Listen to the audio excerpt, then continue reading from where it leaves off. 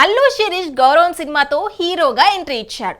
ఆ తర్వాత అప్పుడప్పుడు సినిమాలు చేస్తూనే ఉన్నాడు. కానీ సరైన సక్సెస్ మాత్రం రావడం లేదు. ఇప్పుడు బడ్డీ అంటూ మరో సినిమాతో ప్రేక్షకుల ముందుకు వస్తున్నాడు. ఈ సినిమాను ఆగస్టు 2న విడుదల చేయనున్నారు. అయితే ఈ సినిమాతో సక్సెస్ సాధించడం కోసం ఈసారి కొత్తగా ట్రై చేస్తున్నాడు. ఇంతకీ శిరీష్ ప్లాన్ ఏంటి? ఈ సరైన ప్రయత్నం ఫలిస్తుందా?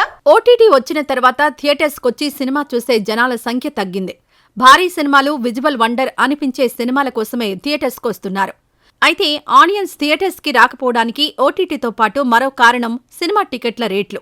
అందుచేత సినిమా తీసి రిలీజ్ చేయడం ఒక ఎత్తైతే ఆడియన్స్ని థియేటర్స్కి రప్పించడం మరో ఎత్తు అన్నట్టుగా తయారైంది పరిస్థితి. సింగిల్ స్క్రీన్స్ తగ్గిపోతున్నాయి. మల్టీప్లెక్స్లో టికెట్ తీసుకుందామంటే అక్కడ చూపించే రేటు ప్రేక్షకుడికి అందుబాటులో ఉండడం లేదు.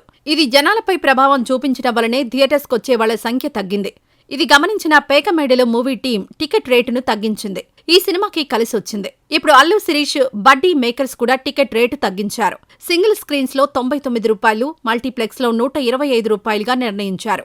ఎక్కువ మంది ఆడియన్స్ కు సినిమా చేరువ చేసేందుకు ఈ నిర్ణయం తీసుకున్నట్లు నిర్మాతలు తెలిపారు. అల్లు శిరీష్ ఈ మూవీ ప్రమోషన్స్ ను ఎప్పటినుంచో స్టార్ట్ చేశారు. జనాల్లోకి బాగా తీసుకువెళ్లారు. ఇప్పుడు టికెట్ రేటు తగ్గించడం కలిసొచ్చే అంశం.